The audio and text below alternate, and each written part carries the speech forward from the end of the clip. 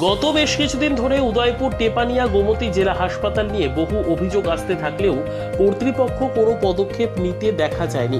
প্রায় প্রতিদিন কোনো না কোনো অভিযোগ রোগী কিংবা রোগীর পরিবারের গোমতী জেলা হাসপাতাল নিয়ে সঠিক পরিষেবা নিয়ে যেতে না পারলেও অভিযোগ ঠিকমতো করতে পারছিল না। কারণ যিনি এই গোমতী জেলা হাসপাতালের মেডিকেল সুপারের দায়িত্বে রয়েছেন তিনি আবার এই হাসপাতালের স্ত্রীরোগ বিশেষজ্ঞ।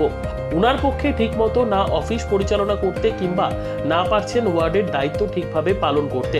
গত 4 দিন আগে সঙ্গীতা কর্মকার নামের এক গৃহবধূ গাইনো ওয়ার্ডে চিকিৎসার জন্য ভর্তি হয়েছিলেন।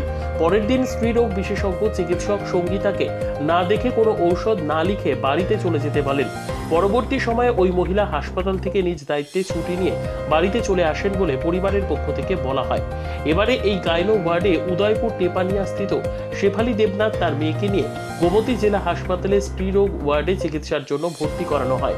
ভর্তি করার পর দুজন স্পেশাল নার্স, যাকে সরকারি ভাষায় বলা হয় আয়া মহিলাকে টাকা দেওয়ার জন্য চাপ দিতে থাকে। শেফালি দেবনাথ ওই আয়াদের কাছে অনুরোধ করে বলেন কত টাকা দিতে হবে।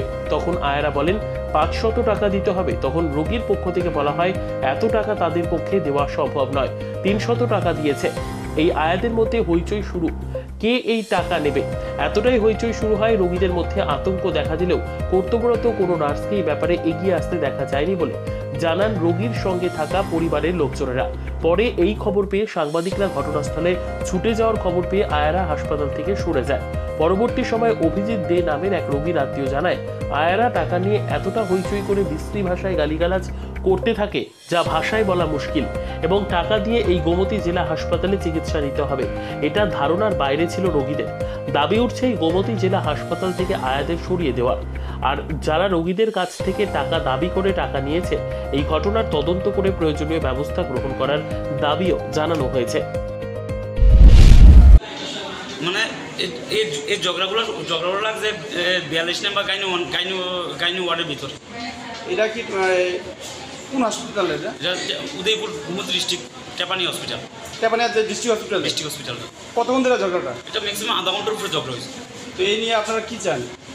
আমরা কি চাই? আমরা তো রুগী পার্টি।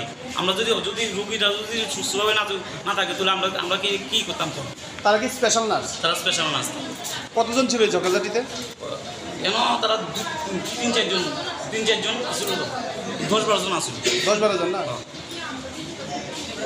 আমার কথা 24 ঘন্টা পার হয়েছিল, এমন বাচ্চা আছে আজকে ডেলিভারি হয়েছে, এমন বাচ্চা আছে। তো ওই বাচ্চাগুলো কী করবো? কোন বাচ্চাগুলো আজকে ডেলিভারি হয়েছে সকালবেলা, ওই বাচ্চাগুলো সব যেন রাখতেছে। তো হেতারা যদি ঝগড়া লাগে, যদি ঝগড়া লাগে তাহলে কী হইব? কোন তোলে বাচ্চাগুলো ওয়ার্ডের ভিতরে ভিতরেই ঝগড়া লাগছে। তারা ভিতরে এবং মুখের ভাষা বিশ্রী ক্রিয়া। আমি চিৎকার করে এখন রুগী কি আতঙ্ক হয়ে গেছে? ভিতরে সব রুগীর আতঙ্ক। বাচ্চা আমার নিজের বাচ্চা আতঙ্ক হয়ে গেছে, কান্না লাগাইছে আমার নিজের বাচ্চা, আমার নাম অভিজিৎ দে।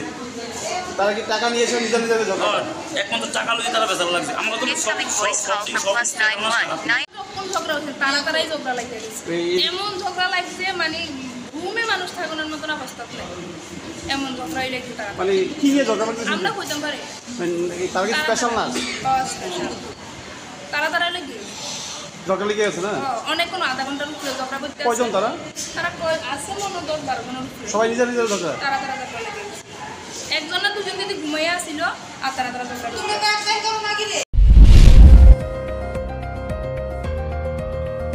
নিজস্ব প্রতিনিধির রিপোর্ট, দুরন্ত টিভি।